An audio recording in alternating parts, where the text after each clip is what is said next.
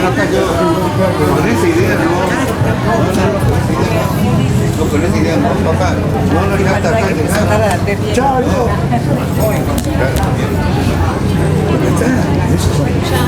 pero ¿de dónde viene? ¿Sabes de dónde viene?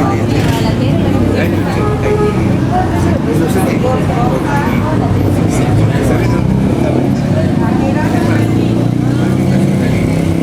se ha ido a conocer y se dedica a historia cambiando. Fíjate la mano, a él le puesto el primer rosa. Buenas. Entonces ven que venís de la derecha. Y este hijo de puta quiere poner la frase acá. Hola. Hola.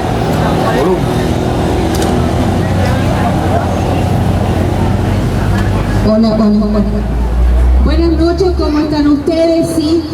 Esta noche estamos reunidos, o esta tarde, ¿sí?, para hacer esta manifestación, y vamos a recibir a un gran compañero esta noche que nos viene de Venezuela. Él está radicado allá, llegó hace poquito acá a Argentina y él está recorriendo, ¿sí?, todo nuestro país y dando charlas.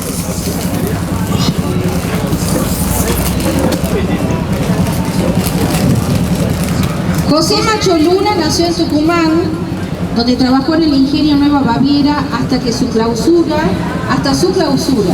y estudió Ciencias Económicas. Fue un destacado militante estudiantil, dirigente del comedor universitario, el tucumanazo y el quintazo, detenido en 1974 y trasladado a diferentes penales de todo el país hasta que logra su salida hacia Colombia, donde es nuevamente detenido y se exilia en Venezuela. Ha militado en el exilio en la Comisión Venezolana de Solidaridad con Argentina, el Comité Pro Refugiados en Venezuela, y en Fundalatín, y es militante activo. Con ustedes José Macho Luna, ante el cual le pido un fuerte aplauso, ¿sí?, por la visita de él, que nos va a destacar con estas palabras de fuerza, más que nada a la militancia, ¿sí?, a la militancia de a pie, de venir a hablar con las bases.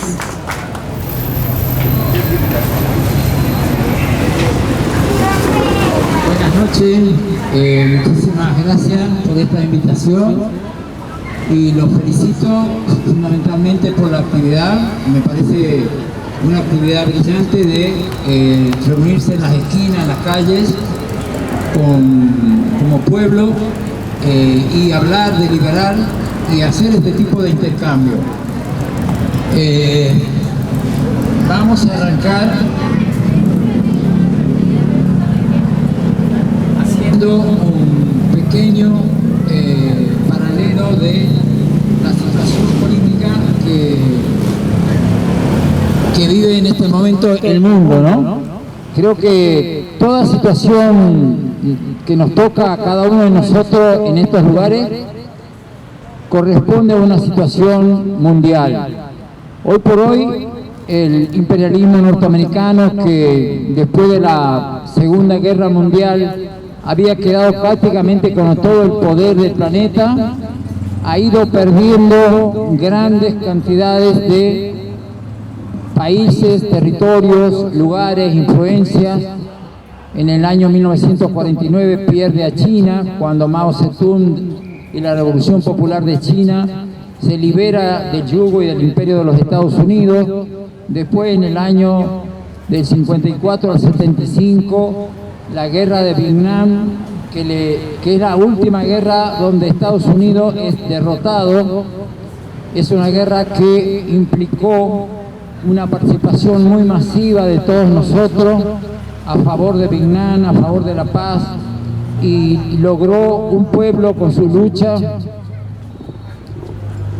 derrotar al imperio más grande que tuvo esta era, y ahí se liberaron Vietnam, Laos, Camboya. Después la Revolución Cubana en el año 59, y esto nos trajo a nosotros una situación muy particular en América, ya que el imperialismo estaba dispuesto a no permitir ningún tipo de cambio ni revolución en América. Dentro de ese contexto, una de nuestras figuras emblemáticas, porque siempre hay que luchar y hay que tener emblemas a nivel de figuras, a nivel de mensaje, a nivel de literatura, a nivel de política, a nivel de enseñanza y a nivel de lucha. Nosotros nos tocó aprender muchísimo del comandante Che Guevara, de la Revolución Cubana, de todas las experiencias que hubo en ese contexto en los años 60, y ese era un poco el parámetro del cual leíamos para saber qué estaba pasando en el mundo. Hoy el contexto es que ese imperio ha perdido todavía más fuerza, ya con la aparición del BRIC, que creo que a nivel internacional es una victoria popular, de que el BRIC con el 60% de la población mundial ya está sacando la hegemonía del dólar y está empezando a unir a los pueblos para salir de ese tipo de influencia y hacer un mundo multipolar. Entonces hay un cuadro internacional muy favorable. Hay otros problemas que azotan al peligro mundial o al peligro de la juventud o del planeta, que es el medio ambiente y la posibilidad de la guerra nuclear. Estos temas muchas veces no son discutidos por los partidos políticos ni por las sociedades, pero ese es un tema, el del medio ambiente y la posibilidad de la guerra nuclear, que es una prioridad para salvar la vida en el planeta. Entonces, en ese marco, quiero recordar aquí que en esta semana, desde el 9 de noviembre hasta el 15 de noviembre, estamos cumpliendo 53 años del Tucumanazo de 1970. Ahí nos tocó a nosotros librar una batalla muy importante y venía el país con la dictadura de Juan Carlos Onganía, que había cerrado, de los 27 ingenios que tenía la provincia, había cerrado 14 en total, 12 primero y 2 después, provocando el mayor genocidio social de la provincia y de toda la región. 250.000 personas tuvieron que buscar para dónde salir, qué trabajo conseguir. Uno de esos, obviamente fui yo trabajaba en el Ingenio Nueva Baviera, en Famayá, ya tenía 3 años trabajando en el ingenio y quedé sin trabajo y bueno, conseguí un trabajo acá en San Miguel de Tucumán y pude ingresar en la universidad, y como venía de los ingenios cerrados, logré un cupo en el comedor. Había cupos muy limitados, había 350 en su momento, después se subió a 500, y la universidad en ese momento estaba compuesta por todos los estudiantes del NOA, de Salta, Jujuy, Santiago del Estero, La Rioja, Catamarca y Tucumán. Obviamente que en el comedor lo que comían de Tucumán eran algunos estudiantes del interior y casos sociales muy marcados, y el mío fue uno de esos, por eso me admitieron mi cupo. Y la batalla que se dio en toda la provincia para tratar de reabrir los ingenios, ustedes la deben conocer, una batalla muy dura. El movimiento obrero había logrado avances cualitativos muy importantes.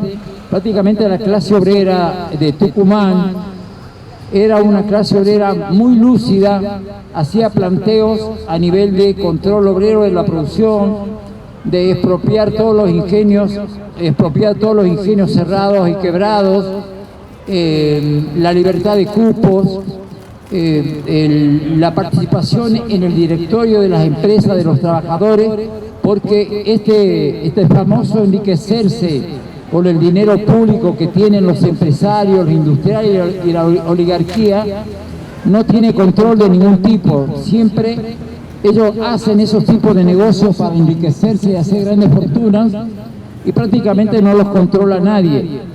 Entonces, el planteo de los trabajadores en aquel momento era la participación en el directorio de las empresas.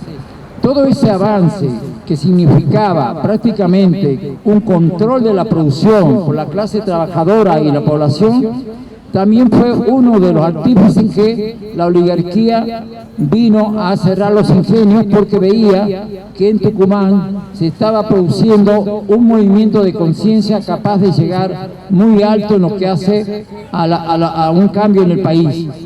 Ellos pusieron como argumento la concentración, que había mucho azúcar, prácticamente de los cupos del azúcar que había, se los distribuyeron entre los 4 ricos, Blaquier, Paspos y los demás, y se tomaron todo eso, pero no hubo disminución real de producción de azúcar. Pero sí hubo la disminución total de la fuente de trabajo, prácticamente la mitad quedó sin trabajo, los pueblos se convirtieron en pueblos fantasma, y a nivel político, gremial y sindical estábamos divididos. Había una CGT que desde un comienzo de la dictadura empezó a decir que había que participar y apoyar a esa dictadura militar, y ahí constituyen la formación de un grupo que se llama el sindicalismo participacionista o bandorista, que existe hasta el día de hoy. En aquel momento se formó la CGT de los argentinos, donde estaban los gremios rebeldes, los gremios que creían en la democracia de base directa como forma de tomar decisiones, donde estaba Raimundo Ongaro, Agustín Tosco, en Tucumán estaba también Benito Romano, acá en Tafí Viejo estaban los obreros ferroviarios, y todo el país, todos los sectores combativos estaban en la CGT de los argentinos. Nosotros aprendimos mucho de ellos porque ellos venían permanentemente a hacer marcha en los ingenios cerrados y nos plegábamos a ese tipo de movilización, y también comprendimos que el movimiento estudiantil tenía que revisar lo que había sido su actitud en los últimos años de historia. La fuga y la conducción del movimiento estudiantil en Argentina estuvo a favor del golpe de Estado contra Perón y en contra de toda la actitud de lucha de los trabajadores. Nosotros los estudiantes decidimos revisar eso y fomentar una nueva forma organizativa que era la Unión Obrero Estudiantil, y logramos un funcionamiento entre los trabajadores y los estudiantes, rompiendo con ese paradigma y esa historia. Es una enseñanza que me gustaría mucho que ustedes la revisen y la estudien.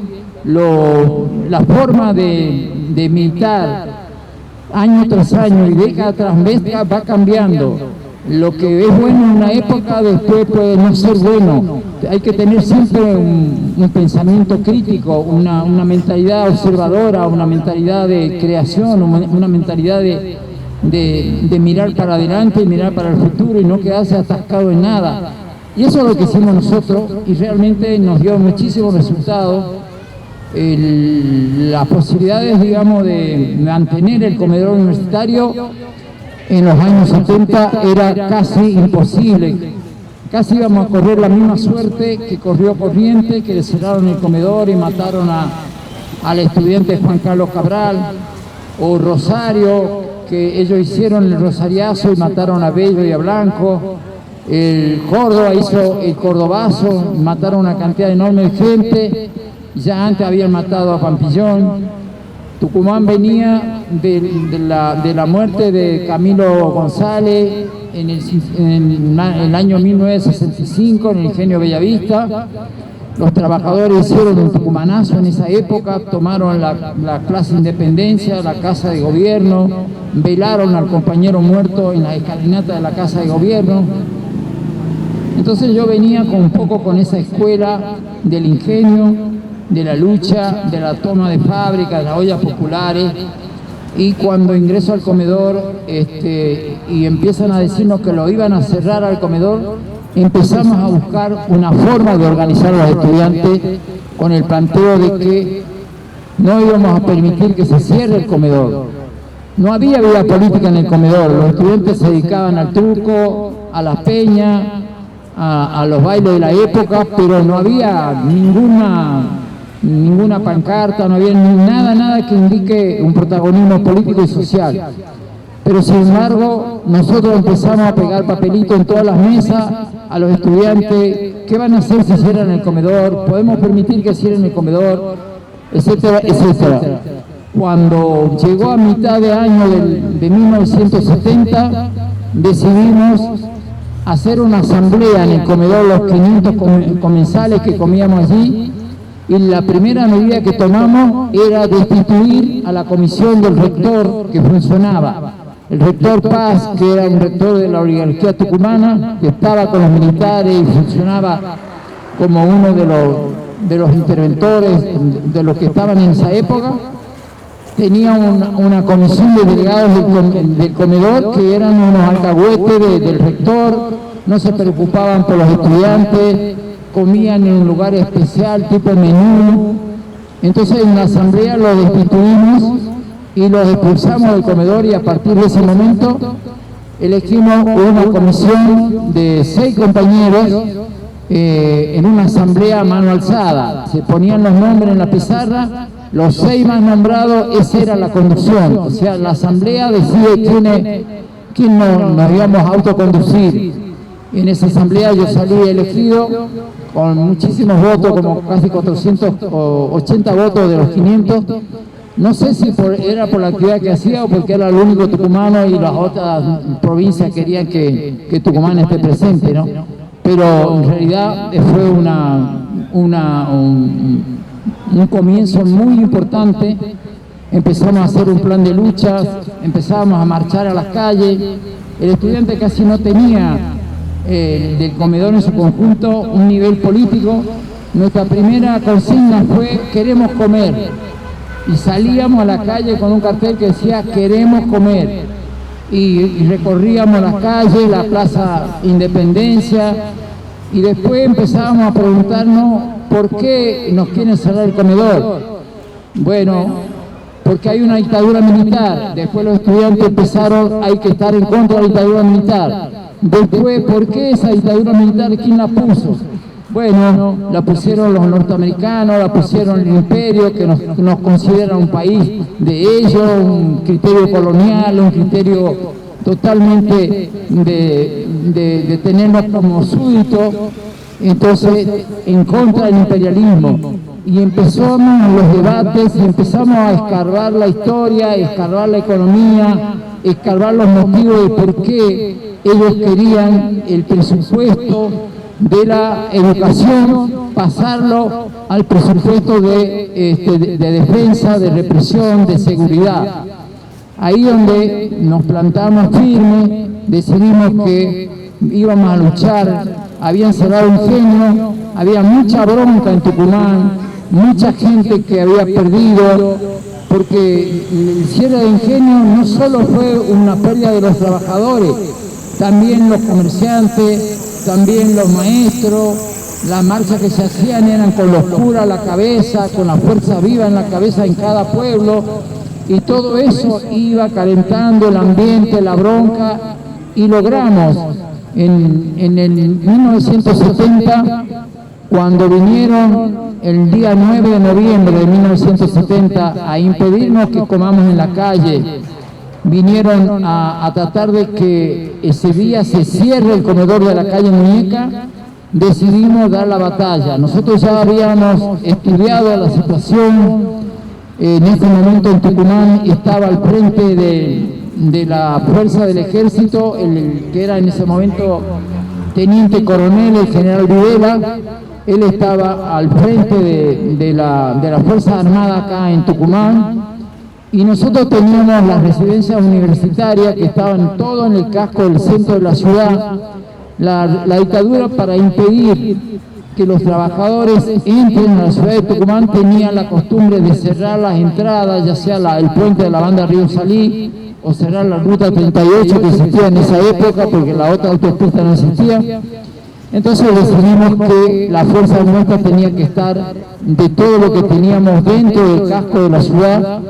Hicimos alianza con los trabajadores que levantan la basura, que hablábamos con ellos que íbamos a necesitar muchísimos camiones de basura y otros escombros para hacer las barricadas.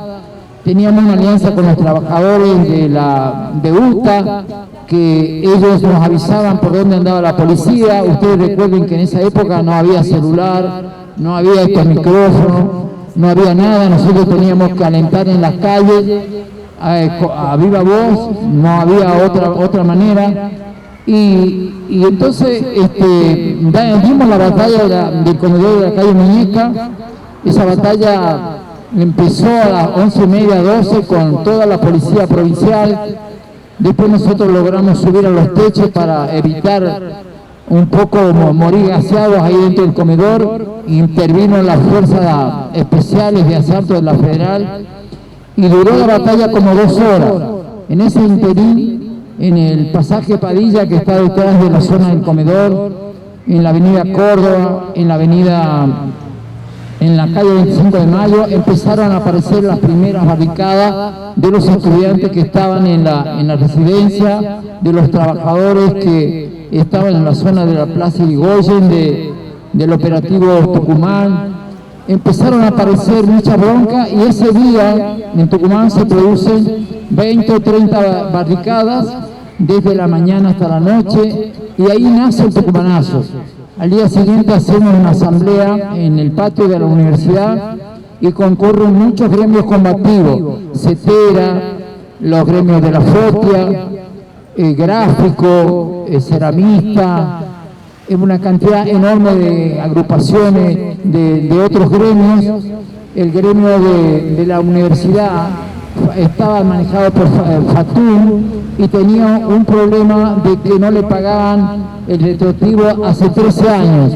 Entonces ellos se suman a la unidad obrera estudiantil con los estudiantes para que levantemos un programa único, no al cierre del comedor, el pago retroactivo a los no docentes, para que paren el cierre de los ingenios azucareros y para elecciones libres y democráticas en Argentina y abajo la dictadura militar.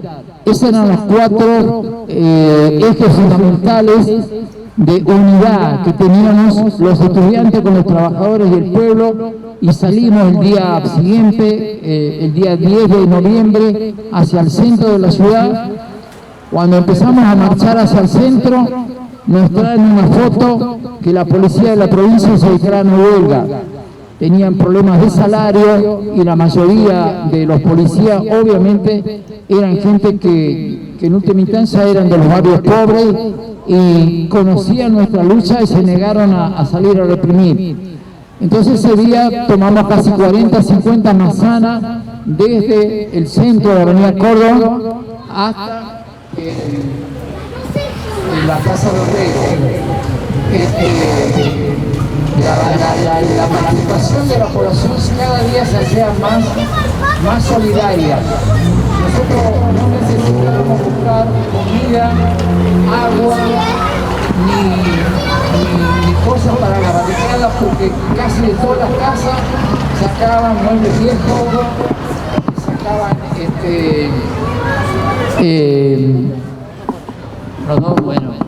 tenés 2 micrófonos acá. Y la comida era chicos, entran a la casa, coman, cámbiense en ropa. La policía nos buscaba por una cuadra, salíamos por la otra. El pueblo de Tucumán participó masivamente, especialmente en la zona sur, desde la 24 hacia allá, hacia el sur. Las puertas más se abrían. Era una unidad, pueblo, estudiantes, trabajadores. La gente de los barrios, de distintos barrios iba y decía, nosotros somos 20 o 30 del barrio tal, ¿dónde hay que ponerse? Nosotros le marcábamos algunas cuadras y después cuando vimos que la dictadura traía refuerzo de la Policía Federal y la Gendarmería, decidimos extender el tucumanazo hacia los barrios y se empezó a extender hacia la zona de Villa Alén hasta llegar a Ciudadela. Entonces la represión no podía con tanta gente en tantas calles hasta que el día miércoles la CGT de los argentinos, la CGT oficial, la FOTIA, UCIT, declara un paro, o se adhiere a un paro a nivel que venía de 36 horas activo. Entonces el día jueves y viernes tomamos toda la provincia, se paralizó toda la provincia y ahí se produce el triunfo total del tucumanazo con 120 manzanas tomadas por el pueblo y ese día logramos todas las reivindicaciones que teníamos. Los estudiantes teníamos 500 cupos en el comedor y la consigna nuestra fue comedor para todo el que lo necesite. De los 500 pasamos a 5.000 plazas. La dictadura, que antes no tenía plata porque decía que no tenía presupuesto, tuvo que pagar las plazas de las 500 comensales. Tuvo que pagarle a los no docentes el retroactivo de 13 años que no le venía pagando. Se fortaleció CONASA y no se cerraron más ingenios. Y a los meses siguientes la dictadura de Levington cae y lo pone a la NURCE y llama a elecciones. Esta batalla y este triunfo popular del tucumanazo muchas veces es minimizado o abandonado. La provincia no festeja el tucumanazo, la universidad tampoco. Yo esta mañana hice una presentación en las autoridades de la universidad diciendo que se ha incorporado del 9 al 15 de noviembre como fecha de la memoria histórica en la universidad, esta participación masiva que tuvo la comunidad universitaria junto a los trabajadores y al pueblo. Y obviamente la provincia tampoco lo festeja. La provincia no hace un acto, no lo recuerda. Al contrario, creo que le echan tierra para que esto no lo conozcan y se olvide. Hace unos años, en una avenida como esta que yo hice, hicimos una encuesta en la calle y le preguntábamos a algunas personas si sabía qué era el tucumanazo. Unos contestaron que eran unos boxeadores que habían peleado mucho un día, otros cualquier cosa, no saben. En Buenos Aires estaba en unas reuniones ahora, le pregunté, mire, vamos a hacer algo por el tucumanazo, no tienen la menor idea. Ellos se encargan de que las luchas del pueblo no se conozcan, se encargan de eso, es una tarea del militante, de la población, de este tipo de reuniones, multiplicar, no hacer una sola, que no venga alguien en especial a hablar, ustedes mismos agarren el micrófono y en cada esquina, en cada parte, hablar y explicarle a la gente cuando se le habla, entiende. Nosotros venimos de una comunidad universitaria que no entendía nada de nada y se convirtió después en unos baluartes. La otra cosa muy importante es que después que empezamos a funcionar con los comedores, se convirtió en una batalla muy importante mantener los comedores. La dictadura quería cerrarlos después. Entonces hicimos algo así como una organización del poder popular. A los comedores les convertimos que no sea un comedero, sino que sea un lugar de cabildo abierto, asambleas permanentes, que pueden ir todos los estudiantes de la universidad, todos los trabajadores en conflicto y todas las personas que quieran, cualquier problema que tenía, iba a la asamblea del comedor, podía hablar, la comisión de presos políticos iba al comedor, podía hablar, y los estudiantes en asamblea decidíamos nuestro apoyo, nuestro accionar. Obviamente que había como 15 o 20 corrientes políticas, porque todo el mundo empezó a ver que las corrientes de los partidos que había no luchaban por estas cosas. Entonces empezaron a generar nuevas corrientes, nuevos partidos, nuevas agrupaciones, nuevas maneras de hacerlo. Pero nosotros todo lo resolvíamos por asamblea. No había nada, ningún dirigente nuestro, ni ninguno de nosotros que estaba al frente desde el tucumanazo no tenía derecho a resolver nada en nombre de los estudiantes. Todo se resolvía en asamblea. Esto es democracia directa. Esto es que la gente puede ser protagónica y participativa. Esto es lo que se viene pregonando hoy como cambio ante este tipo de democracia que llama a elecciones cada 4 años. Ellos piensan la mayoría de las veces por la gente casi ni piensa y no participa, ellos deciden por la gente. Esto es la reflexión que yo hago a 40 años de la vuelta a elecciones, de lo que está pasando con la sociedad. Digamos, le preguntaba, o lo pregunto a veces públicamente, ¿por qué Tucumán no tiene un comedor universitario? Todo el país tiene comedor universitario, Tucumán no tiene. Por haberse atrevido a hacer un tucumanazo, por haberse atrevido a unir el pueblo, por haberse atrevido a ejercer democracia directa, por haberse atrevido a que el pueblo paga la universidad y los estudiantes tienen que estar al servicio del pueblo. Es una batalla que les queda ahora, esta mochila les queda... Sacamos eso, si quiere hablamos sin micrófono también. Es una bandera que queda ahora, una mochila que queda a los jóvenes. Tiene que tener, miren ustedes lo que pasó en aquella época. Éramos 10.800 estudiantes en el 70, con comedor abierto, con becas, con todo tipo de ayuda a los estudiantes que venían de los sectores populares o de las familias que menos tenían. Logramos en el 74 16.000 estudiantes, un crecimiento del 60%, porque el trabajador no tenía que su hijo pagar el transporte porque se le consiguió una beca, no tenía que pagar la comida porque tenía la comida del mediodía y de la noche, y las bibliotecas y los que venían de otros lados se sumaban mucho más las residencias. Entonces, todo aquello que no pueden hacer estudiar a su hijo a la universidad, cuando se abren las universidades con estos beneficios, que simplemente se los saca de los impuestos que paga la gente. Esto no es una cosa que un mal uso ni nada de eso. El mal uso de los presupuestos de los países es cuando lo utilizan los empresarios para hacer corrupción, o lo utilizan los políticos para hacer corrupción. Y en vez de beneficiar al pueblo, se benefician los bolsillos de ellos. Entonces yo creo que hay una reflexión muy dura con respecto a eso. Hay muchos sitios de la memoria que todavía no se han podido decretar sitios de memoria. El casco del Ingenio Nueva Baviera, donde yo trabajaba, fue el último comando del operativo Independencia. Ahí funcionaba el ejército después que dejó la escuelita de Famayá. Y ese lugar todavía no es un sitio de memoria. La jefatura de policía todavía no es un sitio de memoria. Quedan muchas cosas por hacer y muchos llamados políticos no se preocupan por estos temas. Esto es un tema que tiene que preocuparse la juventud, el pueblo, y lograr esta bandera. ¿Para qué vamos a hablar de que se puede preocupar por esto?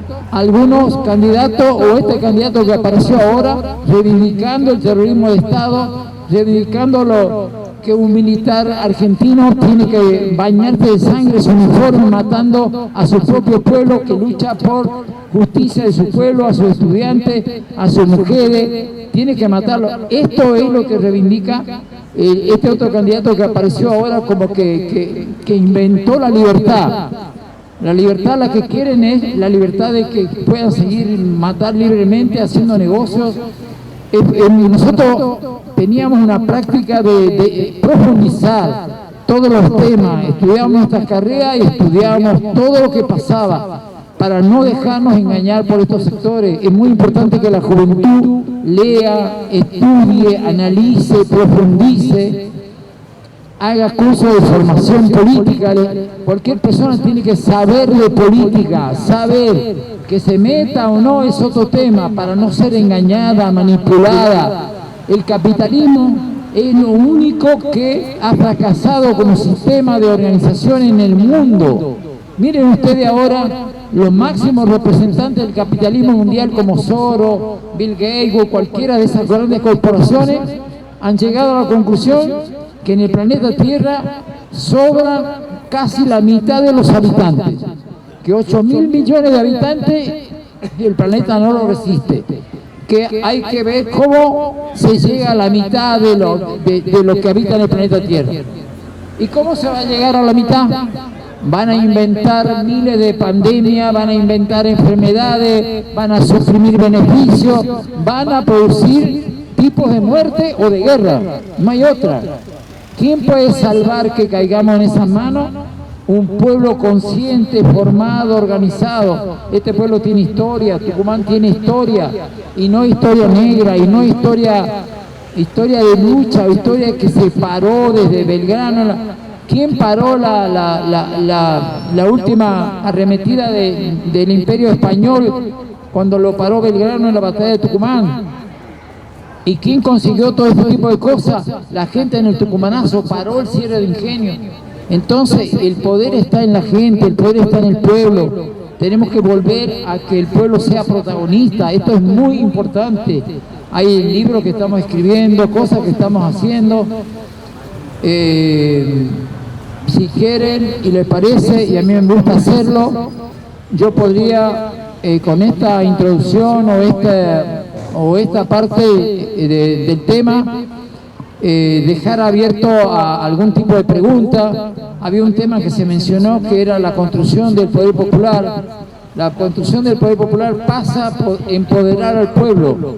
La gente tiene que saber y hacerse cargo de todos los derechos que tiene y ejercerlos como tal. Y tiene que ejercerlo a través de un método de participación directa. Las asambleas son el método, la resolución, la unión el pueblo tiene muchas necesidades, tiene muchísimas. Yo esta mañana estaba recorriendo ahí la zona de Famayá, de familiares, y le preguntaba a muchos empleados municipales y a otra gente cuánto ganaban. Y ganamos 45.000 pesos. Y le digo, pero ¿cómo puede ser si un jubilado gana 85? No es bueno, eso nos dan eso y el subsidio y eso es lo que ganamos. ¿Quién puede vivir con eso? 4.000 trabajadores en negro. ¿Quién puede vivir sin tener el sistema de salud? Entonces, ¿hasta dónde vamos a seguir cediendo? Un país que es más rico que China con todos los alimentos que tiene. Somos más ricos que China. Pero ¿qué pasa? Producimos alimentos para 700, 800 millones de personas. Pero ¿qué pasa con todo eso? ¿Por qué se sigue vendiendo la materia prima y no los productos procesados para generar trabajo? ¿Por qué?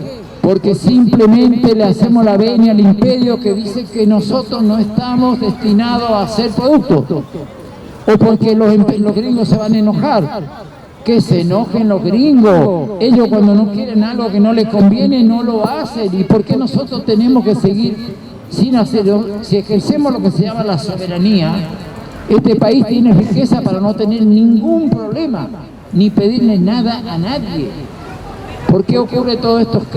Fundamentalmente por la falta de militancia, la falta de que el pueblo sea consciente de su fuerza y que podamos salir adelante como pueblo. Yo creo que en estas reuniones también hay que transmitir cosas positivas. Es posible salir de esto simplemente movilizando como pueblo. Así que, si ustedes quieren, hacemos unas preguntitas si quieren hacer, así participan ustedes. Acá hay un compañero. Bueno, vamos a ceder la palabra, sí, le vamos a pedir que se presenten antes que nada, sí, y por qué se han acercado quizás hoy, sí, a esta manifestación. Buenas noches, compañeros y compañeras. Mi nombre es Carlos Getar, soy coordinador de la industria, fui empleado ferroviario y estoy actualmente jubilado hace un año y medio aproximadamente. Tengo 47 años de servicios aportados a la CES, comprobados, y soy peronista de la primera hora. Y me acerqué por invitación de la compañera Mechi, mi amiga, y también curioso por esta situación ambigua que algunos dirigentes de la izquierda están manifestando para expresarse en las próximas elecciones. Me parece extraordinaria la iniciativa del compañero Luna, pero no tenemos mucho tiempo para reaccionar. Nosotros, y yo en lo personal considero que el voto es una herramienta vital en la democracia. A través del voto elegimos el modo de vivir y de subsistir y de luchar por nosotros, por nuestra familia y por nuestra patria. Por eso le quiero preguntar al compañero Luna cuál es su opinión al respecto de que muchos dirigentes de la izquierda han dicho, Massa, Milei nunca, después haga lo que quieran, si quieren votar en blanco, si quieren invalidar su voto, si quieren no ir a votar, pueden hacerlo. Y a mí me parece que la patria necesita el compromiso de todos, más aún cuando el actual candidato de Unión por la Patria ha hecho una convocatoria amplia donde la izquierda también debe tener una activa participación y posicionamiento en las grandes decisiones. Me gustaría que me exprese cuál es su pensamiento respecto a compañero Luna. Gracias, compañero. Creo que es totalmente cierto. En este momento, digamos, así como nosotros en el Tucumanazo, como bandera, pedíamos que haya elecciones libres y que no haya dictaduras militares y que el pueblo pueda, a través de la democracia, resolver sus problemas, elegir su candidato, elegir su gente.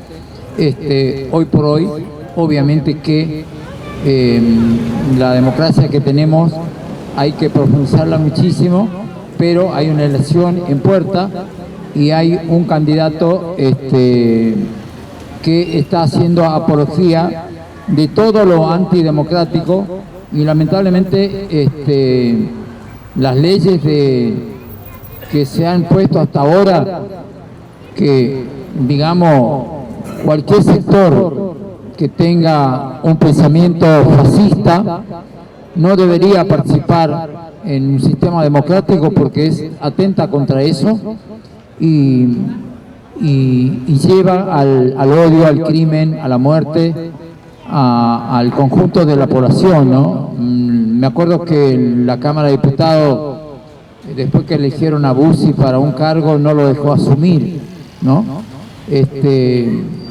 Y quizás de pronto sería bueno que esta vez hagan lo mismo con el hijo de Bussi por la apología que hace del fascismo y de la violencia, ¿no? Creo que yo he estado haciendo algunos conversatorios y reuniones y marcando de que el candidato Milei primero no reúne ninguna de las condiciones para ser un demócrata, ni para ser un patriota, ni para que haya voto de ningún joven, en ningún sector de la Argentina. Las respuestas que he recibido algunas veces son llamativas y habría que tenerlas en cuenta cuando se milita, ¿no? Que están cansados de la falta de participación, que están cansados de algún tipo digamos, de falta de democracia en montones de municipios, en montones de lugares, y que el militante patriota, un militante que aspira a ser revolucionario, un militante que quiere un cambio total en el país, debe tomar nota de por qué aparecen personajes como Milei y debe tomar nota de por qué hay gente que apoya ese tipo de mensaje. Eso hay que tomarlo profundamente en cuenta, porque justamente algunas cosas no se están haciendo bien y por eso aparecen estos personajes y aparece gente que los esté apoyando. No hay ningún misterio en el mundo de que todo el poder concentrado mundial está trabajando por un partido fascista global. Está trabajando que haya partidos fascistas como Milei o como Bolsonaro en Brasil o como el de El Salvador o como Francia con Le Pen o como Italia o como el de Ucrania.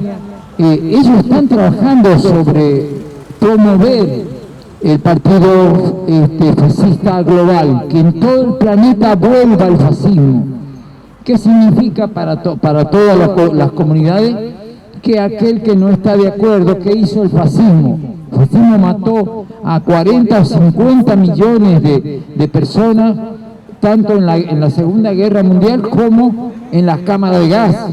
¿Cuánta gente no fue a las cámaras de gas simplemente por estar en contra del fascismo?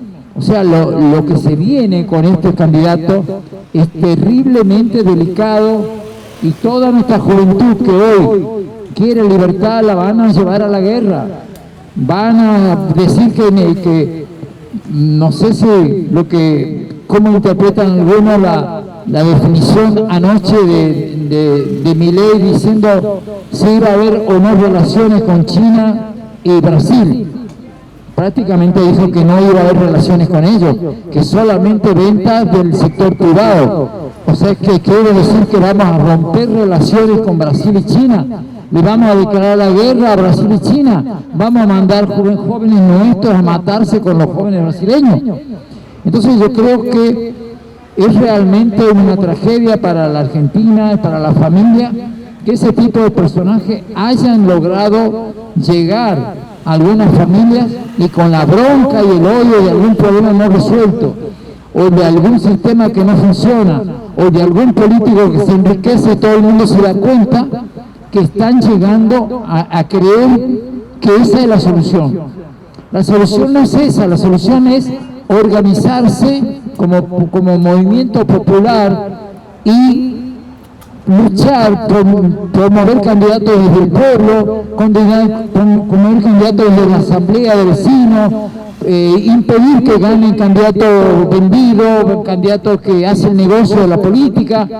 Esto que se está utilizando mucho en el norte, de que la política es un marketing, de que te pago 10.000, 20.000 pesos por cada voto, eso debe ser desterrado. La política tiene que ser un pensamiento, tiene que ser una gente que vaya... Nosotros entendemos la política como trabajar para el pueblo y los que asumen un cargo deberían hacer igual, no deberían por qué ganar más que un trabajador, no deberían ganar más que eso. Hay muchas cosas que el pueblo deja que se haga. Esta vez el pueblo no debería dejar que este personaje pudiese ejercer la presidencia de Argentina. Hay muchas posibilidades, ¿no es cierto? Una es que no lo voten, que le digan a su familia que no lo voten. Yo a la gente que encontré estos días en Famaillá y todo, pero los mellizos son unos sinvergüenzas, ladrones, bla, bla, bla, bla, bla, bla. Y tienen tal y tal y tal cosa, y ahora tienen la hija, la mujer, el padrino, todos los cargos ahí, la hija contadora, el hijo esto, aquello, que hay una cantidad de cosas, plutocracia, cosas muy horrendas que están ocurriendo, pero el método y la salida no es votar a personajes peores y que no van a solucionar ninguno de esos problemas, van a ser peores que lo que hay, que los defectos, que los problemas que tiene hoy la democracia. Los problemas que tiene la democracia los tenemos que arreglar. Yo por eso creo, en primer lugar, cero voto a Milei bajo ninguna condición ni pretexto, ni bronca ni nada. Nosotros cuando tuvimos que protestar y ofrecer nuestra bronca, no salimos a buscar un fascista para que nos defienda. Nosotros nos organizamos como pueblo, que es lo que hay que hacer. Yo creo que el voto a Milei debe ser sacado de la juventud. Es mentira que la juventud, por ser juventud, tiene que votar al fascismo, tiene que votar a este tipo de gente. Yo he visto que el voto tampoco es solo de la juventud. Hay alguna otra gente que no tiene nada de joven. Creo que la juventud no es culpable de todo esto. Hay que ver cómo la salvamos del atajo que la están metiendo. Entonces creo que el voto obviamente no tiene que haber para Milei. El voto tiene la opción de votar por una salida por Massa, y en el peor de los casos, el que no lo quiere hacer por Massa, que no vote, pero todos los votos que sean no favorecer a Milei, que todos se hagan. Un voto que no vaya a Milei es bueno, un voto es bueno, pero creo que no hay que esperar llegar a esta situación. El pueblo argentino tendría que haber tenido una opción distinta. Si es que el peronismo no da soluciones, si el peronismo está trancado por un juego, si tiene algunas dificultades, yo no quisiera hablar de estos temas en detalle hoy aquí, porque me parece que corresponden a otro tipo de reuniones, pero la juventud del 70 se levantó contra la burocracia, quiso otro tipo de sociedad, se lo planteó al mismo general Perón. Ustedes saben lo que pasó con todo eso, ustedes saben todo lo que pasó. Por lo tanto, hay que buscar un camino de que lo mejor del pueblo, lo mejor del peronismo, lo mejor del radicalismo, lo mejor de todo el pueblo, en un frente único de acción, no deje no deje en la Argentina que el fascismo crezca. Ya ahora después de las elecciones, gane y salga como salga, unirse el pueblo en contra del avance del fascismo, unirse, luchemos todos contra el fascismo, estudiemos lo que es el fascismo, veamos, yo tengo ahora acá unos apuntes de alguna gente que me parecen muy valiosos sobre qué es el fascismo. Si lo quieren multiplicar se los dejo, pero creo que es fundamental, esa es mi opinión. Cero voto y cero bajo ninguna circunstancia, ni ley, ni ninguna cosa parecida, ni que se dibuje, ni que se meta como se meta. Y creo que la actitud que tomó Macri y Bullrich de tratar de salvar a la derecha de una derrota e irse de brazos al fascismo, ese es un suicidio político que han cometido de mucha gente honesta que habría creído en ellos porque pensaban que era una alternativa al peronismo. Metiéndose al fascismo no hay ninguna alternativa al peronismo, nada, es simplemente un suicidio político, es irse contra una sociedad de odio, de violencia, nada, eso no es ninguna solución, es peor. Ahora voy a ceder la palabra.